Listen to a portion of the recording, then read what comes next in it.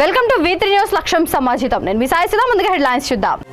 ఇతర రాష్ట్రాల నుండి తెలంగాణలోకి మద్యాన్ని తీసుకొచ్చే వారిపై కఠిన చర్యలు. మీడియా సమావేశంలో హెచ్చరించిన మంత్రి శ్రీనివాస్ గౌడ్.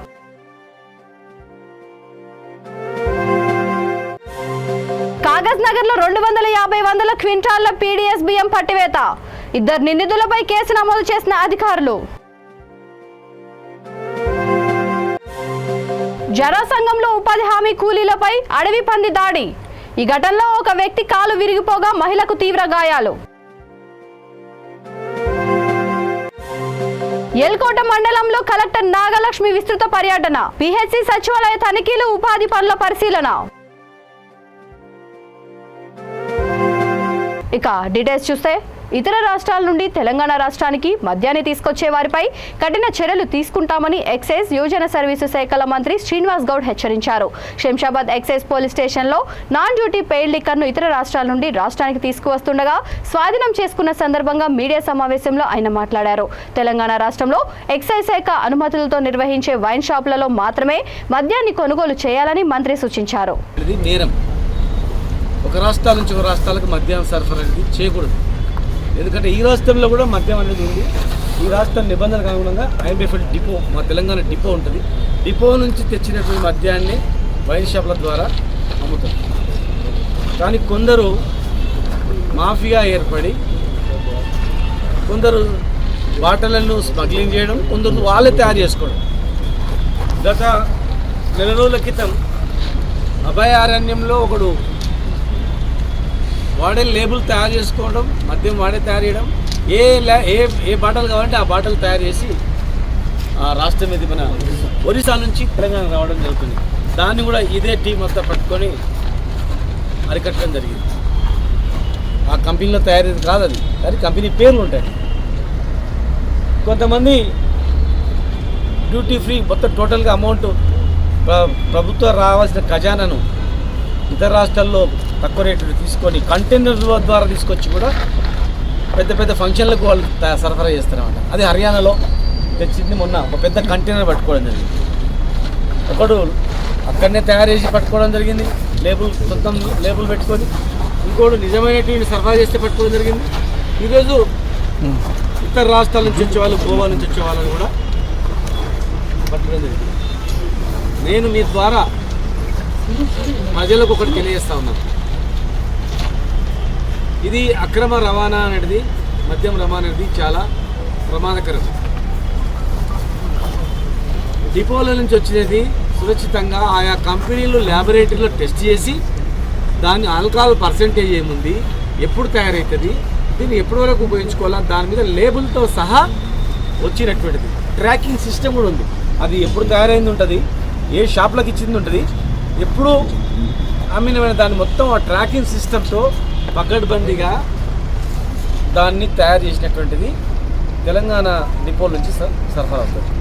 ఇతర రాష్ట్రాల నుండి వాడు కంపెనీలో తయారు చేసిందా తెలియదు, వాడు ఏం కలిపింది తెలియదు, ఏం టెస్టింగ్ ఉందని తెలియదు, అది నిజమైన కంపెనీ నుంచి వచ్చినా ఎవరు తయారు చేసినా ఏం తెలియదు.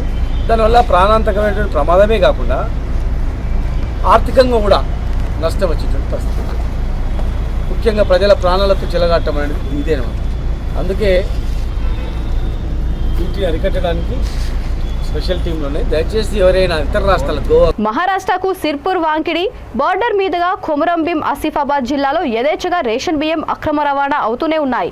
రెవెన్యూ అధికారులు పట్టుబడ్డ పీడీఎస్ బియ్యాన్ని సీజ్ చేసి MLAS పాయింట్కు తరలించారు. ఈ నేపథ్యంలో కాగజ్ నగర్లో 250 క్వింటాళ్ల ప్రభుత్వ రాయితీ రేషన్ బియ్యాన్ని రెవెన్యూ అధికారులు పట్టుకున్నారు. కాగజ్ నగర్ పట్టణంలోని రైల్వే స్టేషన్ సమీపంలోని పోస్ట్ ఆఫీస్ వద్ద ఓ పాత గుడిసెలో నిల్వ ఉంచిన బియ్యాన్ని అధికారులు పట్టుకున్నారు. బియ్యం తరలించేందుకు సిద్ధంగా ఉన్న 2 ఐచర్ వ్యాన్లు సీజ్ చేసి రాజేశం, అఫ్జల్ అనే ఇద్దరిపై అధికారులు కేసు నమోదు చేశారు.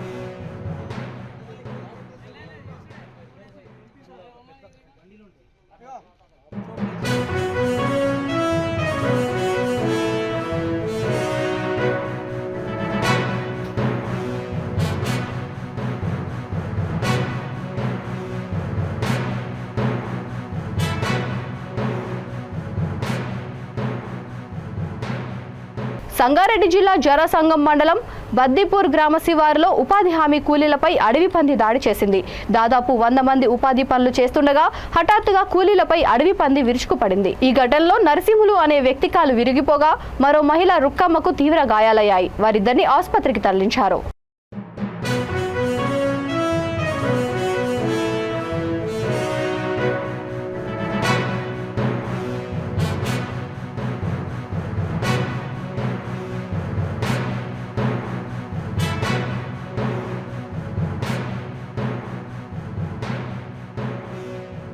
ప్రభుత్వ పథకాలు, అభివృద్ధి పనులు క్షేత్రస్థాయిలో అమలు జరుగుతున్న తీరుతెన్నులను తెలుసుకునేందుకు విజయనగరం జిల్లా కలెక్టర్ నాగలక్ష్మి ఎస్ బుధవారం లక్కవరపుకోట మండలంలో విస్తృతంగా పర్యటించి పలు గ్రామాలను సందర్శించారు.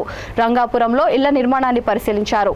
సంతపేట, పాచివాణి చెరువులో జరుగుతున్న ఉపాధి పనులను పరిశీలించారు. తక్కువ మంది వేతనదారులు పనిలోకి రావడానికి కారణాలు తెలుసుకున్నారు. 2 పూటలు పనిలోకి వచ్చేందుకు వేతనదారులు ఆసక్తి చూపడం లేదని మండల స్థాయి సిబ్బంది వివరించారు. ప్రస్తుతం మండలంలో 9400 మంది ఉపాధి పనులకు హాజరవుతున్నట్టు తెలిపారు. మండలంలో ఇళ్ల నిర్మాణం వేగవంతం చేయాలని గృహ నిర్మాణ సంస్థ అధికారులను ఆదేశించారు.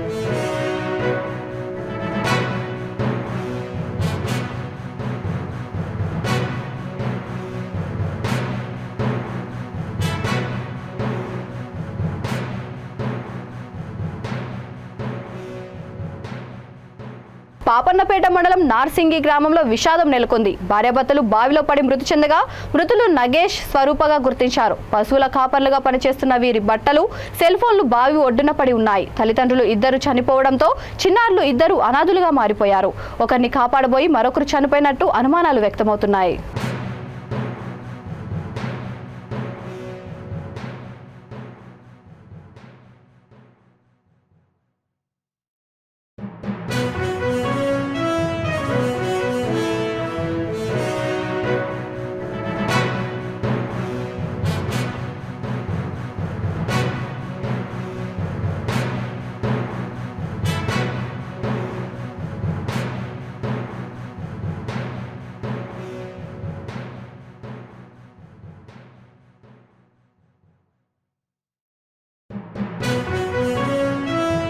హైదరాబాద్లో హిట్ వేవ్ పై ఐక్యత Telangana auto drivers association Mohammed Abdul Saleem safety adviser హెచ్చరికలు జారీ చేశారు. వేడిగాలుల కారణంగా ఉష్ణోగ్రతలు చాలా అధ్వాన్నంగా ఉన్నందుకు ఆటో డ్రైవర్లు, సామాన్య ప్రజలందరూ సురక్షితంగా ఉండాలని కోరారు.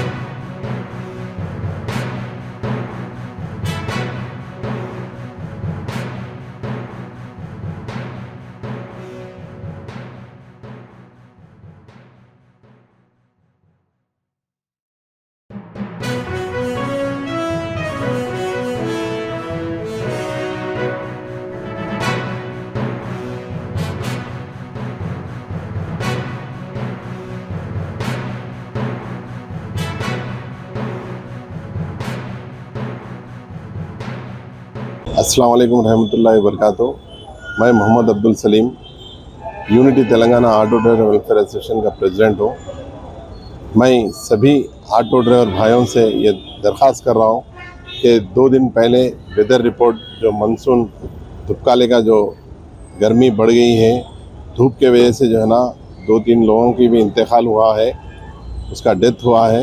तो मैं सभी ऑटो ड्राइवर भाइयों से ये बोल रहा हूँ कि मॉर्निंग सुबह में निकल के कारोबार करके और शाम में निकल के कारोबार करके अपने घर को जाइए। धूप के टाइम पे ऑटो चलाने से जो है ना धूप का लू लग के बहुत हादसे हो रहे। तो मैं सभी ऑटो ड्राइवरों से दरख्वास्त कर रहा हूँ कि ये 2-3 दिन जब तक जो है ना मानसून कम नहीं होता, बारिश का मौसम नहीं आता, जब तक जो है ना सुबह के वक्त और शाम के वक्त ही ऑटो चलाइए मेहरबानी करके, और अपनी सेहत का ख्याल रखिए। और मैं मीडिया भाइयों को भी ये बोल रहा हूँ कि ये मैसेज सभी ऑटो ड्राइवर भाइयों तक पहुंचाने की कोशिश करिए। और मेरे सभी तेलंगाना के जो भी 2 व्हीलर राइडर्स है उनसे भी ये दरख्वास्त कर रहा हूँ कि धूप के वक्त में अपने अपने घरों में रहिए। शाम के वक्त भी काम कर ले सकते हैं और सुबह के वक्त भी काम कर ले सकते। मैं सभी का जो है ना सभी से रिक्वेस्ट कर रहा हूँ कि ये धूपकाले में थोड़ा एहतियात करिए बोल के मैं आप लोगों से दरख्वास्त कर रहा हूँ।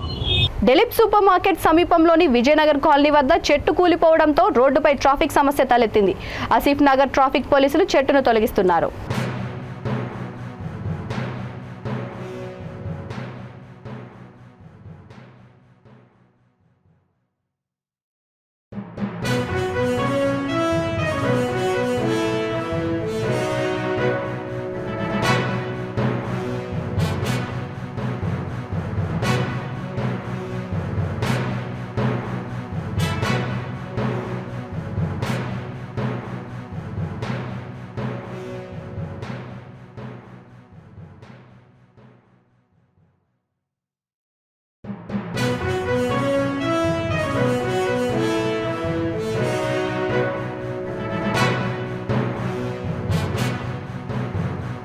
ప్రకాశం జిల్లా వెలిగండ్ల మండలం జిల్లెళ్లపాడు వద్ద రాధా అనే సాఫ్ట్వేర్ ఉద్యోగిని గుర్తు తెలియని వ్యక్తులు హత్య చేసినట్లుగా తెలుస్తోంది. నిన్న సాయంత్రం నుండి కనిపించడం లేదని తల్లిదండ్రులు పోలీసులకు ఫిర్యాదు చేశారు. సెల్ ఫోన్ లొకేషన్ ద్వారా జిల్లెళ్లపాడు క్రాస్ రోడ్డు వద్ద రాధా మృతదేహాన్ని పోలీసులు గుర్తించారు.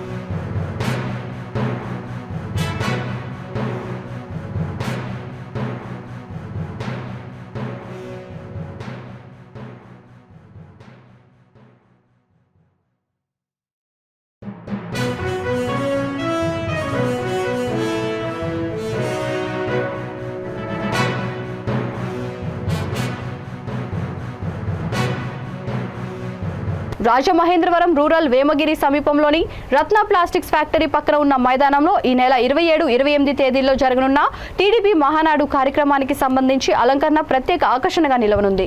ఈ మేరకు రాజమహేంద్రవరం నగర అలంకరణ కమిటీ తిలక్ రోడ్డులోని రాజమహేంద్రవరం సిటీ టీడీపీ కార్యాలయంలో సమావేశమైంది. రాష్ట్ర కార్యనిర్వాహక కార్యదర్శి ఆదిరెడ్డి శ్రీనివాస్, మాజీ ఎమ్మెల్యే నల్లమిల్లి రామకృష్ణారెడ్డి తదితరులు సమావేశమై ఏర్పాట్లపై చర్చించుకున్నారు. ఏ మహానాడుకు జరగని విధంగా ప్రస్తుతం జరగనున్న మహానాడుకు అలంకరణ ఏర్పాట్లు చేయాలని నిర్ణయించారు.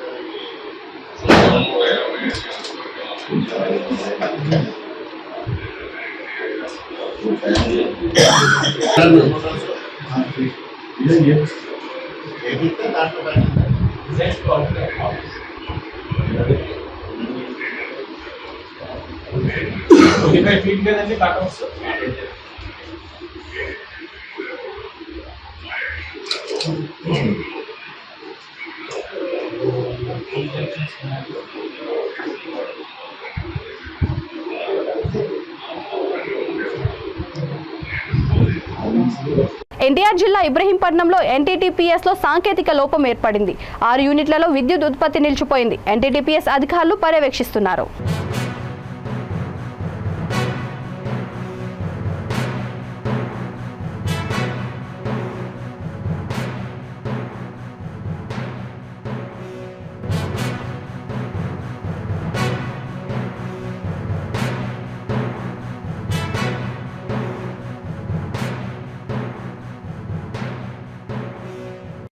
బులెటిన్ ముగించే ముందు హెడ్లైన్స్ మరొకసారి.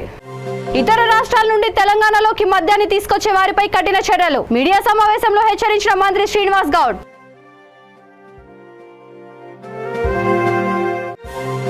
కాగజ్ నగర్ లో 250 క్వింటాళ్ల పీడీఎస్ బియ్యం పట్టివేత.